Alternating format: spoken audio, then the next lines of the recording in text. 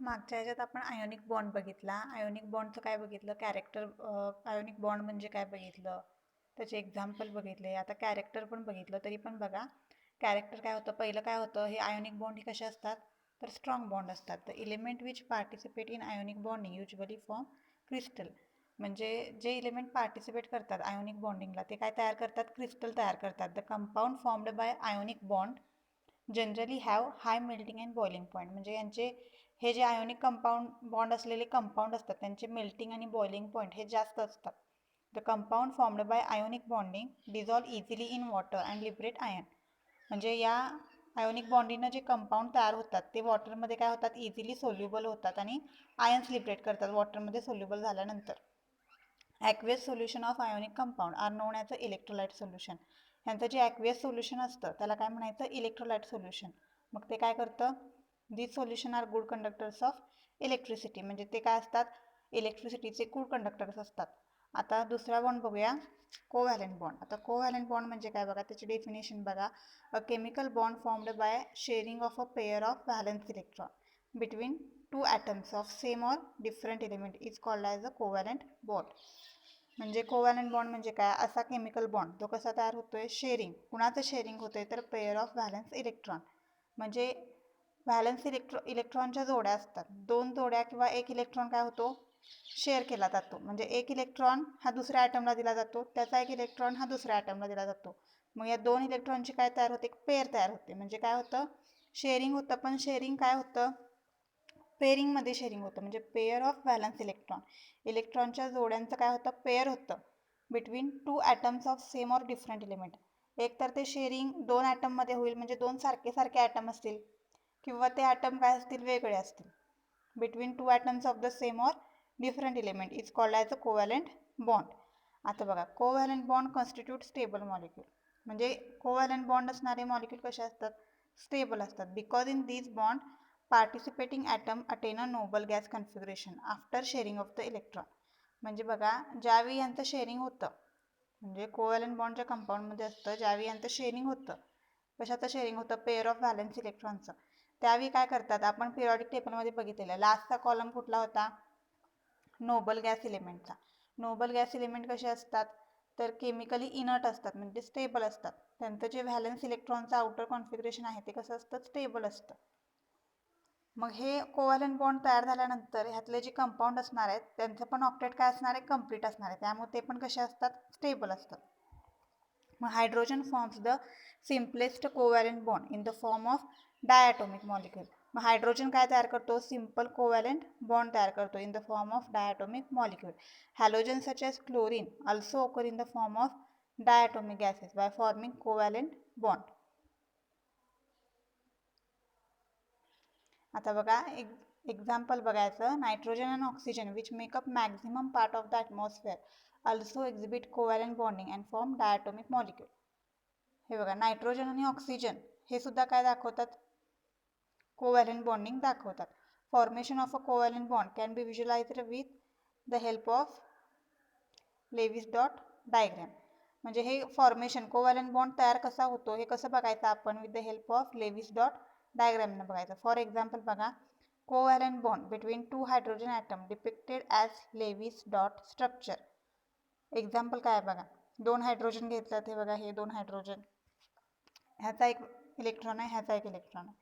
हां, मग या इलेक्ट्रॉनने काय केले, हा एक इलेक्ट्रॉन या ॲटमला दिला, या हायड्रोजननं हा एक इलेक्ट्रॉन ह्याला दिला. मग काय झालं, शेअरिंग झालं. हायड्रोजन हायड्रोजन काय तयार झालं, बॉन्ड तयार झाला. मग हायड्रोजनचा एक पेअर आणि या हायड्रोजनचा एक इलेक्ट्रॉन, दोन्हीची काय तयार झाली, पेअर तयार झाली, हायड्रोजन हायड्रोजन. आता हे बघा, टू हायड्रोजन ॲटम आणि hydrogen molecule, a shared pair of electron, covalent bond.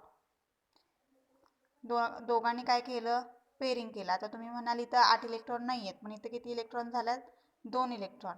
समजा एका ॲटमच्या आउटर शेललाच आपण काय म्हणतो, व्हॅलन्स शेल आहे. व्हॅलन्स शेलमध्ये फक्त 2 इलेक्ट्रॉन असतील तर त्याला काय म्हणायचं, ड्युप्लेट. 8 असतील तर ऑक्टेट. आणि ड्युप्लेट आणि ऑक्टेट हे काय असतात, स्टेबल असतात. बघा, ह्याची व्हॅलन्स शेल एकच आहे आणि त्या व्हॅलन्स शेलमध्ये 2 इलेक्ट्रॉन आहेत. व्हॅलन्स शेलमध्ये जर 2 इलेक्ट्रॉन असतील तर त्यांना काय म्हणायचं, ड्युप्लेट. त्यामुळे हे काय झाले, स्टेबल झाले. आता एक्झाम्पल बघा, covalent bond formation for water molecule. हे बघा, हे हायड्रोजन आहे, हा एक हायड्रोजन आहे आणि हा ऑक्सिजन आहे. ऑक्सिजनच्या आउटर व्हॅलन्स शेलमध्ये किती इलेक्ट्रॉन आहेत बघा, 1 2 3 4, हे एक 5 आणि हे एक 6, म्हणजे 6 इलेक्ट्रॉन आहेत. या हायड्रोजनचा हा एक इलेक्ट्रॉन, या हायड्रोजनचा हा एक इलेक्ट्रॉन. पहिल्या हायड्रोजनचं ड्युप्लेट कंप्लीट झालं, दुसऱ्या हायड्रोजनचं पण ड्युप्लेट कंप्लीट झालं. ऑक्सिजनकडे किती होते ऑलरेडी, 6 होते, 1 2 3 4 आणि 5 आणि 6. मग शेअरिंग केल्यामुळं काय झालं, ह्याच्याकडे 2 इलेक्ट्रॉन आले, या हायड्रोजनचा एक इलेक्ट्रॉन आला, या हायड्रोजनचा एक इलेक्ट्रॉन आला. म्हणजे या हायड्रोजनकडे 2 राहिले, या हायड्रोजनकडे 2 झाले आणि ऑक्सिजनकडे किती झाले, 8. ऑक्सिजनचं ऑक्टेट कंप्लीट झालं, हायड्रोजनचं ड्युप्लेट कंप्लीट झालं. मग hydrogen atoms complete duplet of the electron and oxygen atom complete octet of the electron. आता दुसरं एक्झाम्पल बघूया. CCl4 carbon tetrachloride. हे बघा, कार्बनमध्ये किती असतात, 4 असतात. आउटर व्हॅलन्स शेलमध्ये 4 इलेक्ट्रॉन असतात. हे बघा, 1 2 3 4. क्लोरीनमध्ये किती असतात माहिती का, 7 असतात आउटर व्हॅलन्स शेलमध्ये, 1 2 3 4 5 6 आणि हा 7वा. मग ह्या हे किती असे क्लोरीन आहेत, 4. हे 4 क्लोरीन काढले, ह्यांचा एक इलेक्ट्रॉन या कार्बनच्या साईडला लिहिला आणि कार्बनचे किती आहेत, हे 4 इलेक्ट्रॉन. बघा, ह्या क्लोरीनचं ऑक्टेट कंप्लीट झाले, सगळ्या 4 क्लोरीन मॉलिक्यूल आहेत. 4 क्लोरीन मॉलिक्यूलचं ऑक्टेट कंप्लीट झाले आणि कार्बनचं काय झाले, कार्बनचं पण ऑक्टेट कंप्लीट झाले. कार्बनकडे किती होते, आधी 4 होते. मग ह्यांच्याबरोबर शेअरिंग केल्यानंतर त्याला आणखीन किती भेटले, 4 भेटले. ह्याला पण किती हवे होते कार्बनला, त्याचं ऑक्टेट कंप्लीट करायला कार्बनला 4 इलेक्ट्रॉनची गरज होती. आता बघा बरं, 1 2 3 4 5 6 7 8. क्लोरीनकडे पण 8 इलेक्ट्रॉन, या क्लोरीनकडे पण आणि या कार्बनकडे पण. हे सगळ्यांकडे काय होणार, 8 इलेक्ट्रॉन होणार. मग हे सगळेच ॲटम काय करणार, त्यांचं ऑक्टेट कंप्लीट करणार. आता कोव्हॅलंट बॉन्डचं कॅरेक्टर बघा. This bond has high electron density between the atom centre. म्हणजे ह्यांचे जे ॲटम्स असतात त्यांच्या सेंटरला काय असतं, हाय इलेक्ट्रॉन डेन्सिटी असते. No conduction electron are available in the compound formed by covalent bond. Therefore, these compound are poor conductor of electricity. No conduction electrons are available in the compound formed by covalent bond.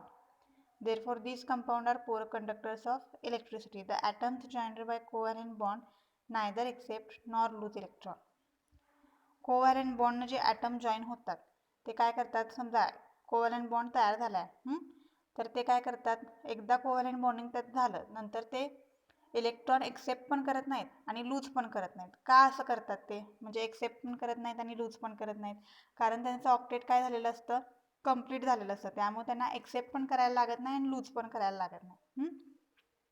म्हणजे ते stable झालेले असतात. Covalent bond कसे असतात, stable असतात. त्यामुळे ते काय करतात, कोव्हॅलंट बॉन्डिंग त्यांच्यात झाल्यानंतर ते इलेक्ट्रॉन एक्सेप्ट पण करत नाहीत आणि लूज पण करत नाहीत.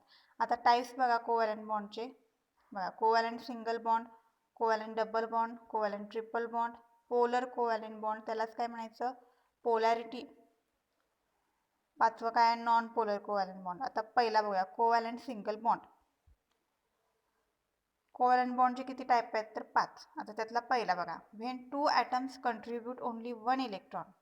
म्हणजे बघा, ज्यावेळी 2 ॲटम, हा एक हायड्रोजन आहे, हा एक हायड्रोजन आहे, when 2 atoms contribute only 1 electron. दोन्ही ॲटमनं काय केलंय, या हायड्रोजननं पण एक इलेक्ट्रॉन दिला, या हायड्रोजननं पण एक इलेक्ट्रॉन दिलाय.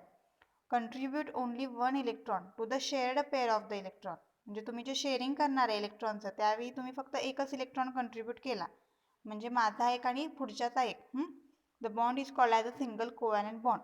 तर त्यावेळी जे बॉन्डिंग होतं त्यालाच काय म्हटले, सिंगल कोव्हॅलंट बॉन्ड. म्हणजे या हायड्रोजनमध्ये फक्त एकच बॉन्ड तयार होणार, सिंगल कोव्हॅलंट बॉन्ड. एक्झाम्पल काय आहे, हायड्रोजन मॉलिक्यूल. आता दुसरं बघा, covalent double bond. Covalent double bond कसा तयार होणार बघा, in many compound we have multiple bond, double or triple bond between 2 atoms. The formation of multiple bond involves sharing of more than 1 electron pair between 2 atoms. When 2 atoms share 2 pairs of electron between them, the covalent bond formed between them is known as a double bond. Single बॉन्डला काय होत होतं, फक्त एक electron काय होत होता, sharing पेअरमध्ये part घेत होता. इथं काय होणार, प्रत्येक ॲटमचे किती इलेक्ट्रॉन पार्ट घेणार, प्रत्येक ॲटमचे 2 इलेक्ट्रॉन हे इलेक्ट्रॉन शेअरिंगमध्ये पार्ट घेणार. हे बघा, एक्झाम्पल काय आहे बघा, कार्बन डायऑक्साईड. ह्या कार्बनकडे ऑलरेडी किती असतात? 4 इलेक्ट्रॉन असतात व्हॅलन्स शेलमध्ये. 1 2 3 4. या ऑक्सिजनकडे किती असतात? 6 असतात. 1 2 3 4 आणि 5 6. आणि या ऑक्सिजनचे 6. मग ह्यांनी काय केले? ह्यांचे 2 इलेक्ट्रॉन या कार्बनला दिले. या ऑक्सिजननं काय केलं? त्याचे 2 इलेक्ट्रॉन या कार्बनला दिले. कार्बनकडे ऑलरेडी किती होते? 4 इलेक्ट्रॉन. मग त्याला किती पाहिजे होते? त्याचं ऑक्टेट कंप्लीट करायला त्याचे व्हॅलन्स शेलमध्ये जर 8 इलेक्ट्रॉन पाहिजे असतील तर त्याला अजून किती इलेक्ट्रॉनची गरज होती? तर फक्त 4 इलेक्ट्रॉन. मग ते 4 इलेक्ट्रॉन त्याला कुणाकडनं भेटले? 2 इलेक्ट्रॉन या ऑक्सिजनकडून मिळाले आणि दुसरे 2 इलेक्ट्रॉन या दुसऱ्या ऑक्सिजनकडनं मिळाले. मग यांचं काय झालं? कार्बनचं ऑक्टेट कंप्लीट झालं. तसंच ऑक्सिजनला पण किती इलेक्ट्रॉन पाहिजे होते? 2 इलेक्ट्रॉन पाहिजे होते. कशासाठी पाहिजे होते? त्याचं पण ऑक्टेट कंप्लीट करण्यासाठी त्याला 2 इलेक्ट्रॉन हवे होते. ते त्याला कशाकडून भेटले? या कार्बनकडून. तर सिमिलरली या ऑक्सिजनला ॲटमला पण 2 इलेक्ट्रॉन पाहिजे होते. ते पण त्याला या कार्बनकडून भेटले. मग अशामुळं काय झालं? या तिन्ही पण ॲटमचं ऑक्सिजन कार्बन ऑक्सिजन तिन्ही पण ॲटमचं काय झालं? ऑक्टेट कंप्लीट झालं. त्यांच्या व्हॅलन्स शेलमध्ये काय आले? 8 इलेक्ट्रॉन आले. मग यांच्यात बॉन्डिंग कसं झालं बघा? 2 इलेक्ट्रॉन पेअर कंट्रीब्यूट केल्यात प्रत्येक ॲटमनं, त्यामुळे काय आलाय? Double bond. इथं 1 इलेक्ट्रॉन पेअर कंट्रीब्यूट केलेली म्हणून इथं काय आला? Single bond. आता दुसरं एक्झाम्पल बघा. हे कार्बनचे 4 इलेक्ट्रॉन 1 2 3 4. मग इथं या हायड्रोजनचे शेअर केले, या हायड्रोजनचे शेअर केले आणि अजून एक काय घेतलं? या कार्बननं दुसऱ्या कार्बनच्या 2 इलेक्ट्रॉनचे शेअरिंग केले. यांचं ऑक्टेट कंप्लीट झाले. हे बघा, इथे एक सिंगल बॉन्ड, इथे एक सिंगल बॉन्ड तयार होणार. एक इलेक्ट्रॉन पेअर कंट्रीब्यूट केला आणि या कार्बनमध्ये 2 इलेक्ट्रॉन कंट्रीब्यूट केलात, त्यामुळे इथं काय होणार? डबल बॉन्ड तयार होणार. Carbon carbon double bond. Similarly इथं पण काय होणार? कार्बन हायड्रोजन सिंगल बॉन्ड आणि कार्बन हायड्रोजन सिंगल बॉन्ड. आता कोव्हॅलंट ट्रिपल बॉन्ड बघा. When 2 atoms participating in covalent bonding share 3 electron pair. इथं डबल बॉन्डमध्ये किती होत होतं? 2 इलेक्ट्रॉन पेअर शेअर केल्यावर डबल बॉन्ड होत होता. इथं 3 इलेक्ट्रॉन पेअर शेअर केले म्हणजे या नायट्रोजनचे 3 इलेक्ट्रॉन आणि या नायट्रोजनचे 3 इलेक्ट्रॉन. मग हे बघा, when the atoms participating in covalent bonding share 3 electron pairs म्हणजे 3 पेअर्स काय झाल्या? त्यांनी शेअर केला. मग 3 इलेक्ट्रॉन पेअर शेअर केल्यानंतर काय तयार झाला? ट्रिपल बॉन्ड फॉर्म झाला. हे बघा, इथे N2 मध्ये ट्रिपल बॉन्ड तयार झालाय. ह्या नायट्रोजनकडे ऑलरेडी किती असतात? 5 इलेक्ट्रॉन असतात त्याच्या व्हॅलन्स शेलमध्ये. 1 2 3 4 5. मग त्याचं ऑक्टेट कंप्लीट करायला अजून किती इलेक्ट्रॉन लागतात? तर 3. मग तो काय करतो? दुसरा जो नायट्रोजन ॲटम आहे त्याच्याकडे पण किती असतात? 5 असतात. पण पहिल्या नायट्रोजनला किती पाहिजेत? त्याचं ऑक्टेट कंप्लीट करायला 3. तरी दुसऱ्या नायट्रोजनचे तो 3 इलेक्ट्रॉन शेअर करतो. सिमिलरली दुसरा नायट्रोजन पण किती करतो? त्याकडे पण ऑलरेडी 5 असतात, त्याला पण 3 पाहिजे असतात. मग तो पहिल्या नायट्रोजन बरोबर काय करतो? शेअर करतो. किती इलेक्ट्रॉन शेअर करतो? तर 3 इलेक्ट्रॉन शेअर करतो. बघा, मग 3 इलेक्ट्रॉन शेअर केले एकमेकांनी तर त्यांचे किती पेअर तयार होतात? बघा, 3 shared pair of electron between 2 nitrogen atom असा बॉन्ड तयार होतो. आता चौथा, polar covalent bond. Polarity of covalent bond. आता पोलर कसं कळणार आपल्याला? बघा, if the electronegativity of the 2 covalently bonded atoms are different. जर 2 कोव्हॅलंट बॉन्डेड ॲटम्स आहेत आणि त्यांची इलेक्ट्रोनिगेटिव्हिटी वेगवेगळी आहे. म्हणजे इलेक्ट्रोनिगेटिव्हिटी म्हणजे काय? जास्तीत जास्त डेन्सिटी खेचून घेण्याची क्षमता किंवा जास्तीत जास्त इलेक्ट्रॉन्स कुणाच्या व्हॅलन्स शेलमध्ये असतील. समजा हायड्रोजन आणि क्लोरीन आहे. हायड्रोजनच्या व्हॅलन्स शेलमध्ये ऑलरेडी 1 इलेक्ट्रॉन असतो आणि क्लोरीनचे किती असतात? 7 असतात. मग इलेक्ट्रोनिगेटिव्हिटी म्हणजे काय? ज्याच्या व्हॅलन्स शेलमध्ये जास्तीत जास्त इलेक्ट्रॉन असतील त्याची इलेक्ट्रोनिगेटिव्हिटी जास्त असते. मग त्याची ताकद पण काय असते? जास्त असते. मग बघा, if the electronegativity of 2 covalently bonded atoms are different. जर ही इलेक्ट्रोनिगेटिव्हिटी 2 ॲटमची जर वेगवेगळी असेल तर electrons will not be shared equally between them.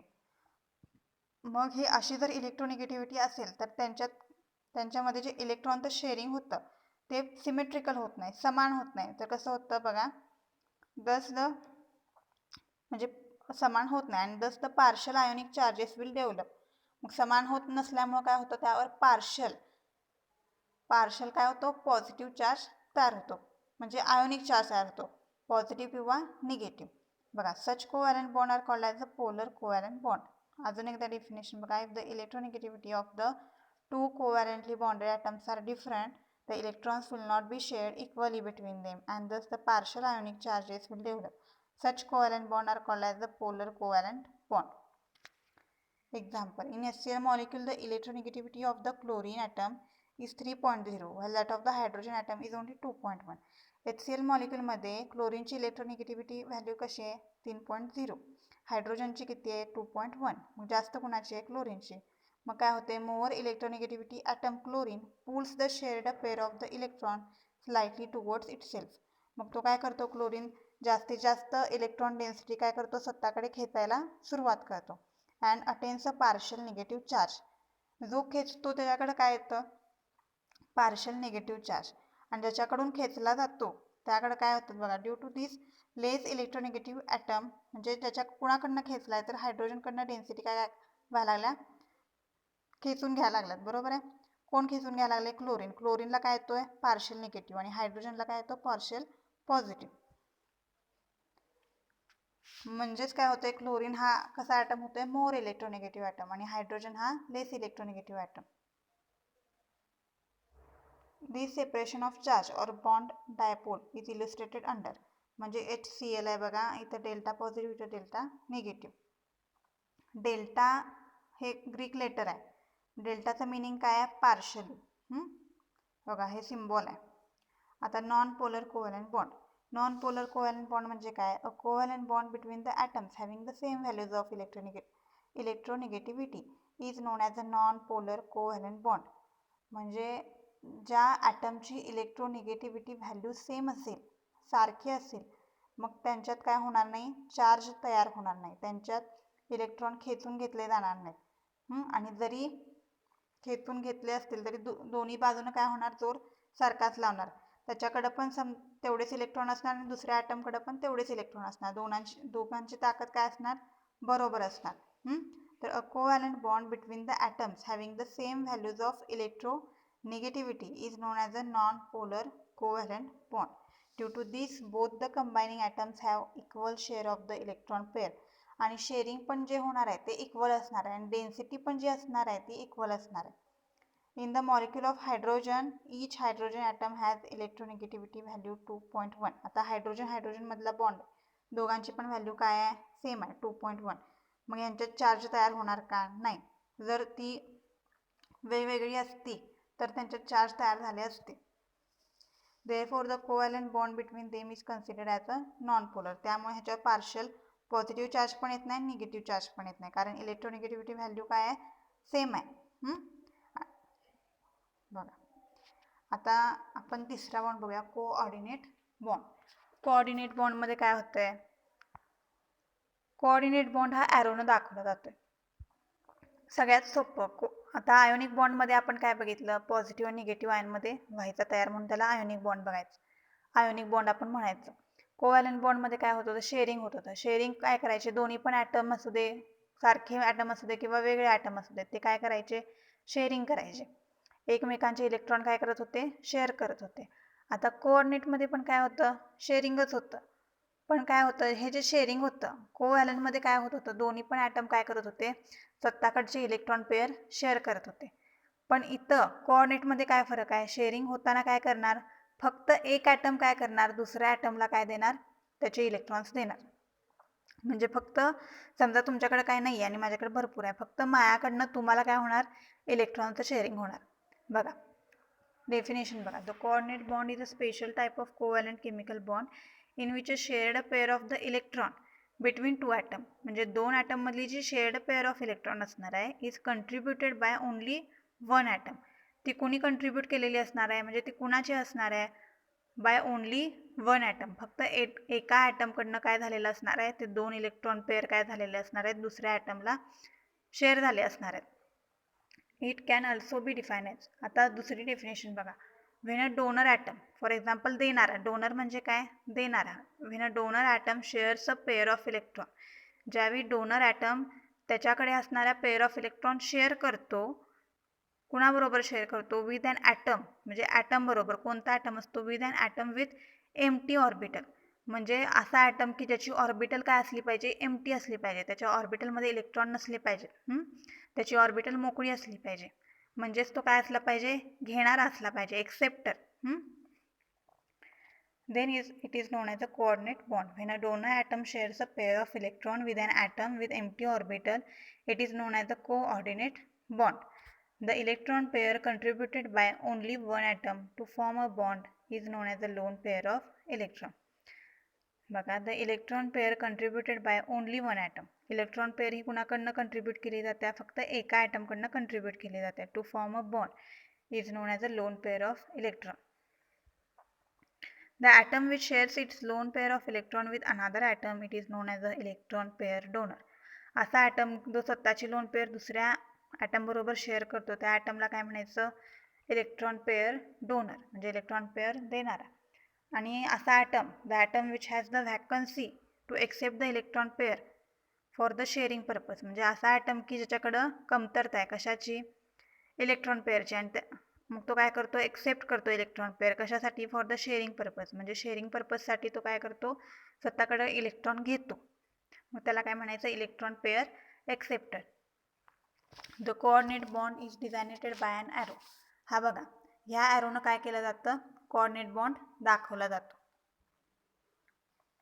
Directed towards the acceptor atom from the donor atom, म्हणजे जिथून इलेक्ट्रॉन जाणार आहे तिथून हा ॲरो दाखवायचा.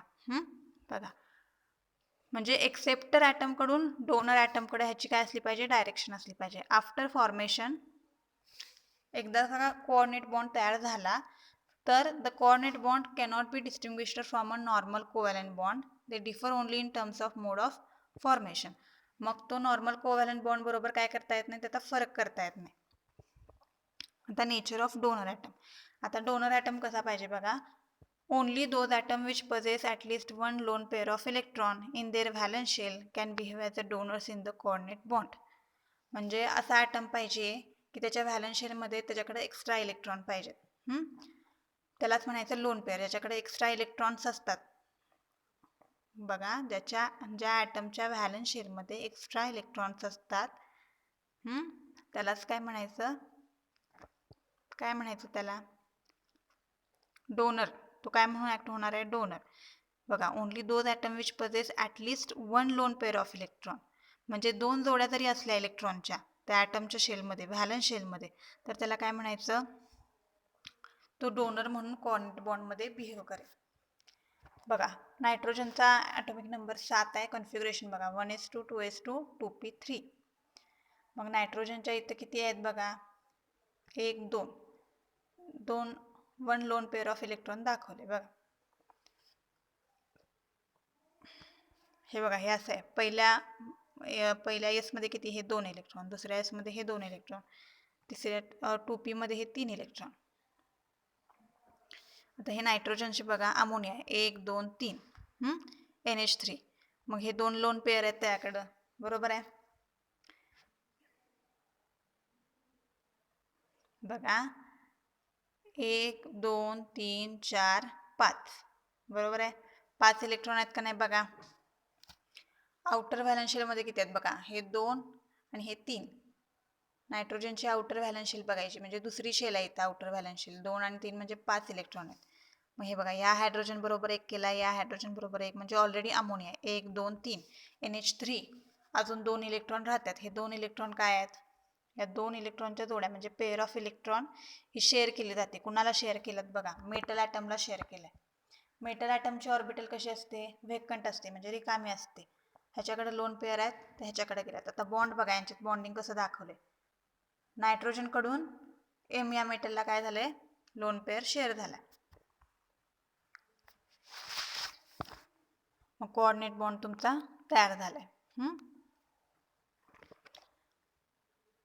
तसंच ऑक्सिजन पण बघा, ऑक्सिजनकडे किती आहेत? 2 लोन पेअर आहेत. मग तो ज्यावेळी बॉन्ड तयार करेल त्यावेळी या 2 लोन पेअर काय करणार? यूज करणार. मग तो किती डोनेट करू शकतो लोन पेअर? ही एक आणि ही एक, 2 लोन पेअर तो डोनेट करू शकतो. आता nature of acceptor atom. Acceptor atom म्हणजे घेणारा ॲटम कसा असला पाहिजे बघा. ह्याची ती व्हॅकंट ऑर्बिटल आहे, 1s म्हणा, तर ती कशी पाहिजे? ही H+ची आहे, रिकामी पाहिजे, त्यात कोणताच इलेक्ट्रॉन नसला पाहिजे. BF3 ही पण काय? एम्प्टी.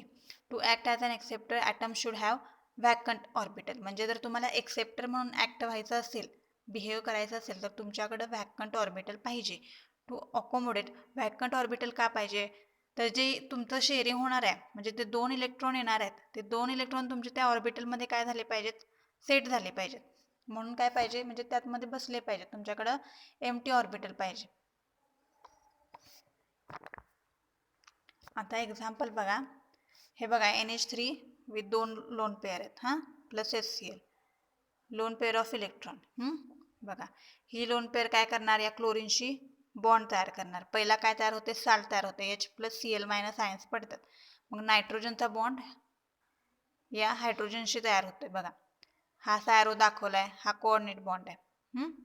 आणि ह्याच्यावर पॉझिटिव्ह चार्ज येतो आणि ह्याच्यावर निगेटिव्ह Cl-. हा काय झाला, साल्ट तयार झाला. या साल्टचं नाव काय आहे, अमोनियम क्लोराईड. हा अमोनिया मॉलिक्यूल NH3, हा हायड्रोजन क्लोराईड HCl, काय तयार झालं, अमोनियम क्लोराईड. आता फॉर्मेशन ऑफ हायड्रोनियम आयन बघा, when HCl is dissolve in water, ज्यावेळी HCl हे पाण्यात डिझॉल्व होतं म्हणजे विरघळतं, a coordinate bond forms between the water molecule and H+ ion. मग कोऑर्डिनेट बॉन्ड कुणामध्ये तयार होतो, वॉटर मॉलिक्यूल आणि H+ आयन्समध्ये तयार होतो. This reaction result in the formation of hydronium ion. मग या दोघांची रिॲक्शन झाल्यानंतर काय तयार होतं, तर हायड्रोनियम आयन तयार होतो. बघा हे वॉटर आहे, त्याकडे 2 लोन पेअर आहेत इलेक्ट्रॉनचे. हा H+लाच काय म्हटलंय, हायड्रोनियम, हा H+ आहे, बरोबर आहे. बघा ही ऑक्सिजनची एक लोन पेअर या हायड्रोजनशी काय केली, शेअर केली, म्हणजेच हा काय झाला, कोऑर्डिनेट बॉन्ड. आणि ह्याच्यावर चार्ज काय आला, पॉझिटिव्ह, काय तयार झालं, hydronium ion. The formation of ammonia, boron trifluoro. बघा formation of ammonia, boron trifluoride complex. कळालं, ओरोन ट्रायफ्लोराइड कॉम्प्लेक्स. बघा nitrogen atom of NH3 has 1 lone pair of electron and boron atom of BF3 has only 6 electron in the valence shell. Nitrogen ॲटमकडे किती आहेत, 1 loan pair of electron आहे, आणि boron ॲटमकडे किती आहेत, त्याच्या व्हॅलन्स शेलमध्ये 6 इलेक्ट्रॉन आहेत. बघा हे BF3, हे NH3. मग BF3 कडे काय आहे, एक व्हॅकंट ऑर्बिटल आहे. NH3 कडे काय आहे, एक लोन पेअर आहे. मग तो काय करतोय, त्याचे इलेक्ट्रॉन या बोरॉनशी, BF3 मधला बी काय आहे, बी म्हणजे बोरॉन आहे, त्याच्याशी काय करतोय, कोऑर्डिनेट बॉन्ड तयार करतोय. बघा हा अमोनिया, हा बोरॉन ट्रायफ्लोराइड, BF3 म्हणजे बोरॉन ट्रायफ्लोराइड, काय तयार करणार, अमोनिया बोरॉन ट्रायफ्लोराइड कॉम्प्लेक्स. आता कोऑर्डिनेट बॉन्ड कशात दाखवले बघा, AlCl3 आणि Cl मध्ये. हे बघा AlCl3 घेतलाय प्लस Cl-, एक्सेप्टर आहे, डोनर आहे. ह्याला Cl- आहे, म्हणजे Cl- कडे बघा त्याचं ऑक्टेट काय आहे, कम्प्लीट दाखवलंय. मग तो काय करतोय, एक लोन पेअर ॲल्युमिनियमशी शेअर करतोय. कोऑर्डिनेट बॉन्ड तयार झाला आणि ह्याच्यावर निगेटिव्ह चार्ज आला. आता कोऑर्डिनेट बॉन्डचे कॅरेक्टर काय आहेत बघा, coordinate compound may exist in all 3 phases, म्हणजे गॅसेसमध्ये असतो, लिक्विडमध्ये असतो आणि सॉलिडमध्ये असतो. मेल्टिंग आणि बॉइलिंग पॉईंट कसे असतात, आयोनिक आणि कोव्हॅलंट बॉन्डपेक्षा, हे बघा आयोनिकपेक्षा कमी असतात आणि कोव्हॅलंट बॉन्डपेक्षा मेल्टिंग बॉइलिंग पॉईंट जास्त असतात. Coordinate compound readily soluble in non polar solvent. Non polar म्हणजे काय, ज्याच्यावर चार्ज पडत नाहीत त्यांना काय म्हणायचं, नॉन पोलर. सॉल्व्हंट म्हणजे काय, आता समजा तुम्ही चहा करायला लागलाय, फक्त साखर आणि पावडर टाकून चहा होतो का, नाही, तर तुम्ही त्यामध्ये काय टाकता, पाणी टाकता किंवा दूध टाकता. मग पाणी किंवा दूध हे काय होतं, सॉल्व्हंट म्हणून ॲक्ट होतं, आणि तुमचं साखर आणि जी चहा पावडर असते ते काय म्हणून ॲक्ट होतं, सोल्यूट म्हणून ॲक्ट होतं. काय आलं, सोल्यूट वेगळं आणि सॉल्व्हंट वेगळं. सॉल्व्हंट म्हणजे असं माध्यम असतं की ज्यामध्ये मॅटर काय झालं पाहिजे, डिझॉल्व्ह झालं पाहिजे. बघा the melting and boiling point of the coordinate compound are lower than those of the ionic substance and are higher than covalent compound. Coordinate compound readily soluble in non-polar solvent like benzene and are sparingly soluble in polar solvent like water. वॉटरच्या सॉल्वंटमध्ये काय आहे, ते water हा काय आहे, polar solvent आहे. मग त्यात काय आहे, तो स्पेरिंगली सोल्युबल आहे, म्हणजे पूर्णपणे विरघळत नाही. कसा विरघळतो, जरा विरघळतो. आणि कम्प्लिटली कशात सोल्युबल आहे, non polar solvent like benzene. Most of the coordinate compound are poor conductors of electricity, म्हणजे हे इलेक्ट्रिसिटीचे गुड कंडक्टर नाही आहेत, म्हणजे इलेक्ट्रिसिटी हे कोऑर्डिनेट कंपाऊंड कंडक्ट करू शकत नाही, त्यामुळे हे यूज केले जात नाहीत. बघा, both shape and hybridisation of the acceptor molecule change with the formation of coordinate bond. म्हणजे त्या मॉलिक्यूलचं शेप आणि हायब्रिडायझेशन म्हणजे एका मॉलिक्यूलमध्ये असणारा दोन ॲटममधला अँगल तो काय होतो, यामध्ये जसं कोऑर्डिनेट बॉन्ड तयार होतो तसं तो चेंज होतो.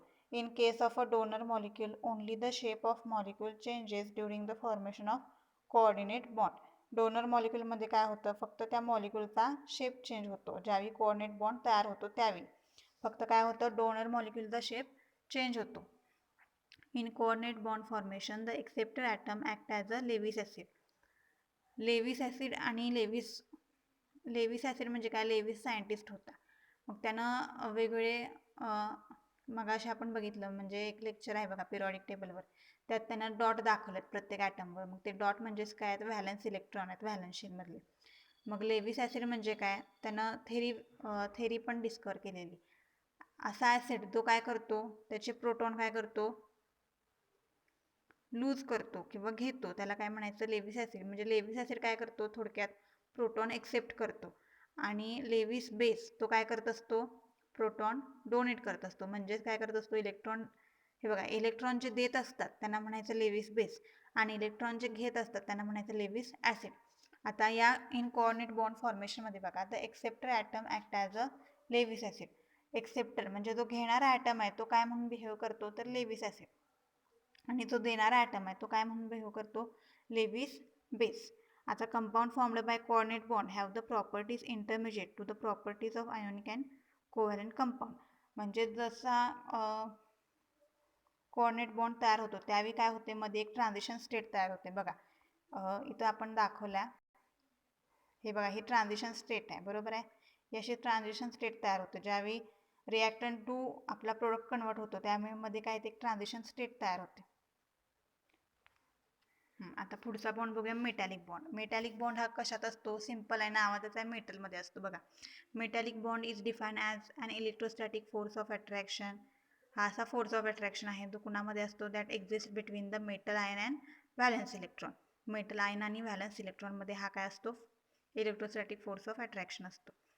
It is a peculiar type of bond that holds the atoms of metallic crystal together. हा असा बॉन्ड आहे जो काय करतो, मेटॅलिक क्रिस्टलना काय करतो, एकत्र ठेवण्याचं काम करतो. The bond that holds the atom in a metal crystal together are neither ionic nor covalent in nature. असा बॉन्ड जो काय करतो, hold the atom in a metal crystal together. Metal क्रिस्टलमधले ॲटम टुगेदर ठेवण्याचं काम करतो. तो आयोनिकही नसतो आणि कोव्हॅलंटही नसतो. Many theories have been propose to explain the formation of metallic bond. म्हणजे मेटॅलिक बॉन्ड एक्सप्लेन करण्यासाठी, तो कसा तयार होतो हे एक्सप्लेन करण्यासाठी भरपूर अशा थेरी झाल्या. तर simplest theory out of those is the electron sea model. त्यात सिम्पलेस्ट थेरी काय होती, तर इलेक्ट्रॉन सी मॉडेल ही थेरी आहे. आपण ही बघूया आता. बघा, ही थेरी काय सांगता, the metal atom are generally characterized by following fact. Metal atom have very low ionization energy, which is opposed to the fact their valence electron can be separated easily. Ionisation energy मी सांगितलेलं तुम्हाला मागच्या ह्याच्यात.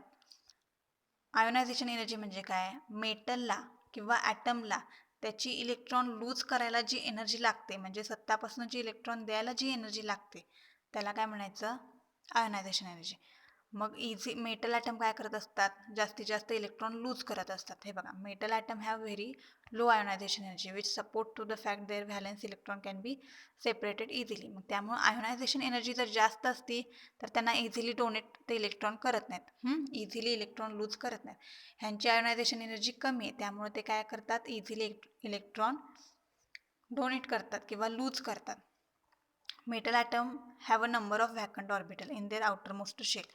म्हणजे त्यांची जी बाहेरची orbital असते त्यांच्यात काय असते, नंबर ऑफ व्हॅकंट ऑर्बिटल म्हणजे रिकाम्या ऑर्बिटल असतात. For example the atoms of the magnesium metal. Example काय घेतलं आहे, मॅग्नेशियम मेटल हा ॲटम घेतला आहे, त्याचा ॲटॉमिक नंबर 12 आहे. त्याचं कॉन्फिगरेशन बघा, 1s2 2s2 2p6 3s2 3p0. मग ह्यांची जी तिसरी शेल आहे त्यातली एस ऑर्बिटल कम्प्लिटली फिल आहे आणि पी ऑर्बिटल कशी आहे, रिकामी आहे, 0 आहे, त्यात कोणताच इलेक्ट्रॉन नाही आहे. मग दिस सजेस्ट दॅट, ह्याच्यावरनं आपल्याला काय कळतं, magnesium atom has 3 vacant 3p orbital in its outer most shell. म्हणजे 3p ऑर्बिटल जी आहे मॅग्नेशियमची ती कशी आहे, तर व्हॅकंट आहे, रिकामी आहे. This vacant orbital of one metal atom deeply overlap. मग ही जी व्हेकंट ऑर्बिटल आहे एका मेटल ॲटमची ती कुणाशी ओव्हरलॅप होते बघा, with the similar orbital of the adjacent atom. म्हणजे सेम ऑर्बिट असणाऱ्या लगतच्या ॲटमशी काय करते, ओव्हरलॅप होते. Such overlapping occurs in the entire metal crystal. म्हणजे फॉर एक्झाम्पल बघा, मॅग्नेशियमचा एक मेटल आहे. मॅग्नेशियमचा मेटलला तुम्ही हे दिल्यानंतर म्हणजे त्याची रिॲक्शन केल्यानंतर तो कशात कन्वर्ट होतो, Mg+ आणि एक इलेक्ट्रॉन. मग हा इलेक्ट्रॉन काय करतो, तो काय करतो, त्याचा पुढचा मेटल घेतो. समजा पुढं पण काय आहे, मॅग्नेशियम आहे, तर हा इलेक्ट्रॉन काय करतो, त्याला पण काय करतो, इलेक्ट्रॉन लूज करायला काय करतो, भाग पाडतो. मग जसं ते इलेक्ट्रॉन लूज होतात म्हणजे काय होतात, इलेक्ट्रॉन त्या मेटल ॲटममधून थोडक्यात काय करतात, बाहेर पडतात, डिलोकलाइज होतात. म्हणजे त्यांची पोझिशन काय होते, बदलत जाते. म्हणजे मेटल ॲटमकडनं बाहेर पडत जातात. जसे एक एक इलेक्ट्रॉन रिलीज होत जातो तसं हे सगळे मेटल ॲटम काय होतात, डिलोकलाइज व्हायला चालू होतात. आणि हे काय होतं, ही जी व्हॅकंट ऑर्बिटल आहे, आता इलेक्ट्रॉन एक गेला आहे, समजा पहिलं मॅग्नेशियम आहे, त्याचा इलेक्ट्रॉन पुढे गेला आहे. मग ही जी मॅग्नेशियमची ऑर्बिटल आहे ती कशी राहते हो, रिकामी राहते. आणि ही रिकामी ऑर्बिटल काय करते, दुसरा जो मॅग्नेशियम मेटल आहे ज्यातनं इलेक्ट्रॉन बाहेर अजून पडलेलं नाही आहे त्याच्याशी काय करते, ओव्हरलॅप व्हायला जाते. म्हणजे त्याकडे काय करते, इलेक्ट्रॉन मागायला जाते. मग त्याच्याशी ओव्हरलॅपिंग व्हायला गेलं तर तो काय करतो, तो पण एक इलेक्ट्रॉन लूज करतो. मग मग काय होत जातं, तसं ओव्हरलॅपिंग होत जातं. म्हणजे मागच्यानं पुढच्याला, पुढच्याला त्याच्या पुढच्याला असं काय होत जातं, ओव्हरलॅपिंग होत जातं. आणि ते पूर्णपणे मेटल क्रिस्टलमध्ये होतं. Due to overlapping of the vacant orbital, अशा रिकाम्या ऑर्बिटलचं ओव्हरलॅपिंग होत जातं. मग हे अशा रिकाम्या ऑर्बिटल ओव्हरलॅपिंग झाल्यामुळं काय होतं, valence electron become delocalised. Valence electron पण काय होतात, डिलोकलाइज होतात. त्यांच्या पोझिशनवरनं ते पुढे पुढे जातात, बरोबर आहे. त्यांची पोझिशन पूर्णपणे चेंज होते and move freely in the vacant orbital. आणि त्या व्हेकंट ऑर्बिटलमध्ये ते फ्रीली मूव्ह व्हायला लागतात of the entire metal crystal. म्हणजे पूर्णपणे मेटल क्रिस्टलच्या काय होतात, ते एंटायर काय होतात, म्हणजे रँडमली, म्हणजे कोणत्याही दिशेला काय होतात, ते मूव्ह व्हायला लागतात. The delocalised electron no longer belong to any individual atom, rather they belong to the entire metal crystal as a whole. Due to delocalization of the valence electron, the metal atoms convert in positive metal ions. म्हणजे डिलोकलायझेशन झाल्यामुळं काय होतं, लगेच मेटलवर काय येतो, positive ion येतो. म्हणजेच काय होतं, मेटल आयन्स बिकम्स पॉझिटिव्ह. बघा, दिस पॉझिटिव्ह मेटल आयन, हे पॉझिटिव्ह झालेले मेटल आयन काय करतात, remain fixed in the crystal lattice. त्या क्रिस्टल लॅटिसमध्ये फिक्स राहतात. While the delocalised electron are free to move in the vacant space. आणि जो व्हॅकंट स्पेस झाला आहे त्यामध्ये काय होतात, हे डिलोकलाइज्ड इलेक्ट्रॉन मूव्ह होतात. त्या आयन्समधून काय होतात, म्हणजे त्या मेटल आयन्स जे तयार झाल्या त्यातनं ते काय होतात, कसेही काय होतात, मूव्ह होतात. द मेटल क्रिस्टल दस looks like a network or lattice of the positive ion. मग तो तुमचा जो मेटल आहे तो कसा दिसायला लागतो तुम्हाला, मग एक नेटवर्क दिसतं ज्यामध्ये काय होतं, पॉझिटिव्ह आयन्स आहेत फक्त. आणि ते पॉझिटिव्ह आयन तुम्ही कशामध्ये डीप केले, तर sea of the electron. Sea म्हणजे काय, समुद्र. म्हणजे इलेक्ट्रॉनच्या समुद्रामध्ये तुम्ही काय केलंय, पॉझिटिव्ह मेटल आयन्स डीप केलेत असं वाटते. किंवा गॅस ऑफ इलेक्ट्रॉन, यामध्ये काय केले तुम्ही, तुमचे पॉझिटिव्ह मेटल आयन इमर्स केलेत, म्हणजे बुडवलेत असं वाटते. ते दिसताना हे असं दिसते. बघा, हे असं दिसते. हे इलेक्ट्रॉन सी मॉडेल. बघा, इथं पॉझिटिव्ह चार्ज आहे, एक इलेक्ट्रॉन लूज केला आहे. हा पॉझिटिव्ह चार्ज काय करतो, समजा इथं मेटल आहे, हा पॉझिटिव्ह चार्ज नाही आहे, मेटल आहे असं समजा. मग ह्याची व्हेकंट ऑर्बिटल ह्याला ओव्हरलॅप व्हायला जाते. ज्यावेळी ही ह्याला ओव्हरलॅप व्हायला जाते त्यावेळी हा काय करतो, हा मेटल आहे असं समजा, हा मेटल काय करतो, हा पण एक इलेक्ट्रॉन रिलीज करतो. कळालं. मग इथं त्याचा इलेक्ट्रॉन येतो. सिमिलरली हीच प्रोसेस रिपीट होते. आणि मेटॅलिक आयन्स हे काय राहतात, फिक्स राहतात, म्हणजे ते मूव्ह होत नाहीत. पण हे इलेक्ट्रॉन्स काय होतात, इझिली काय होतात, त्यांच्यामधून पास आउट होत असतात. म्हणून त्याला काय म्हणले, इलेक्ट्रॉन सी मॉडेल. इलेक्ट्रॉनचं काय तयार होतं, एक सी तयार होते. This is the simplest model of metallic bonding and is known as a electron sea model किंवा इलेक्ट्रॉन गॅस मॉडेल. ह्याला इलेक्ट्रॉन सी मॉडेल किंवा इलेक्ट्रॉन गॅस मॉडेल सुद्धा तुम्ही म्हणू शकता. बघा, thus according to the electron C model a metallic bond can be defined as. आता या इलेक्ट्रॉन सी मॉडेलनुसार मेटॅलिक बॉन्डची काय डेफिनेशन करायची बघा. The electrostatic force of attraction that the neighboring positive metallic ion have for delocalized electron is known as a metallic bond. म्हणजे metallic बॉन्डमध्ये काय असतं, electrostatic force of attraction असतो. कुणामध्ये असतो, neighbouring positive metallic ion delocalised electron.